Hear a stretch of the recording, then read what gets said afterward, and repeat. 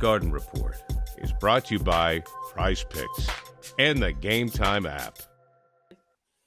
No, We're Lonnie definitely Walker. not going to see. Lonnie Walker came out today that he signed with a team in Lithuania.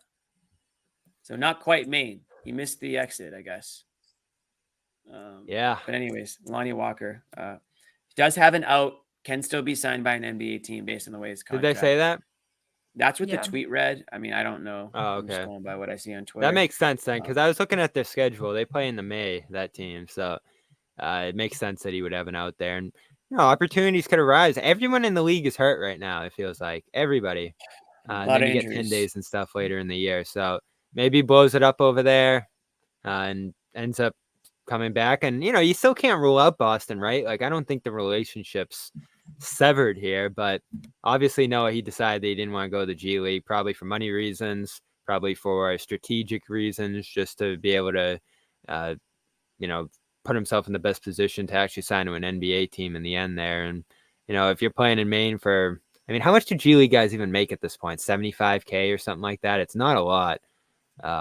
You get hurt up there and then your chances are really blowing up. So I'm surprised that's not the way it went. He seemed like he was willing to do that. Maybe the agent talked him out of it. Maybe that opportunity in Lithuania was too good to give up. But this obviously puts the odds against him ever playing in Boston here, which I'm sure will disappoint a lot of people. And on the flip side, I do think that a lot of the fans that were upset, and I still have a story coming out where I talked to a bunch of fans about why they're so mad about Lonnie Walker. But I do think that this is. No, I didn't. Are you mad, Jimmy? You didn't DM me. I said DM me if you feel passionate about this, and people went to work. So nice. I will say though, those are my bots. I feel like this vindicates the Celtics a little bit, or at least like it's not like he got picked up by Denver or got picked up by the Knicks. Like there were some rumors swirling. Like this, he wasn't picked up by any NBA team, and I think there's competing theories to why that is, but ultimately, like it wasn't a Boston thing that they cut him and then everybody else wanted him. Like he couldn't find a spot this year, which is still pretty astounding, but it's not a Celtics specific thing at this point.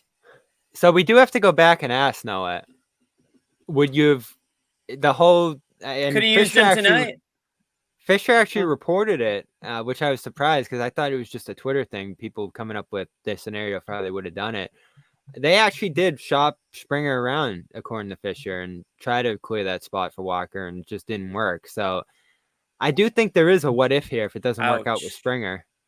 You could have had Walker in that depth development guard role. And, we're still kind of looking back. I don't know how he's starting this year, but Ban last year, who I liked, they ended up giving him up for Springer effectively at that spot. And so far, it looks like Ban's a little bit of a better player at that position. So, you're going to be watching Springer now and saying, like, is he going to be able to figure it out here a little bit? Because you missed out maybe on two prospects at that guard spot who were pretty talented.